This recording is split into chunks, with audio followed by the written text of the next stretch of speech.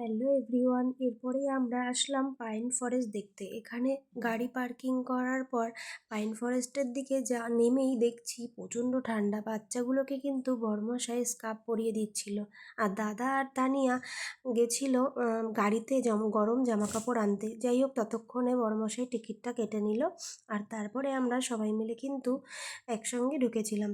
যাই হোক, এখানে কিছু ভিডিও ফটো তুলে আর পাইন ফরেস্টটা পুরো ঘুরে খুব মজাই লেগেছিল। যাই হোক, খুব ভালো লেগেছে। তারপরে আমরা সবাই মিলে কিছু ফটো তুলে নিলাম। আমাদেরকে কেমন লাগছে অবশ্যই কমেন্ট করে জানিও কিন্তু। আর কার কার পাহাড় পছন্দ আর কার সমুদ্র পছন্দ অবশ্যই কমেন্ট করে জানিও কিন্তু। পাইন ফরেস্টের ভেতরটা কিন্তু ভীষণ সুন্দর ছিল, আর তার পাশাপাশি প্রচণ্ড ঠান্ডাও ছিল। সেটা তোমরা আমাকে দেখেই বুঝতে পারছো। এখানে খুব মজাও করেছি। টাটা, সবাই খুব ভালো থেকো। দেখা হচ্ছে নেক্সট কোনো ভিডিওতে। ততক্ষণ সবাই ভালো থেকো, আর ভালো লাগলে অবশ্যই সাবস্ক্রাইব করে দিও। টাটা।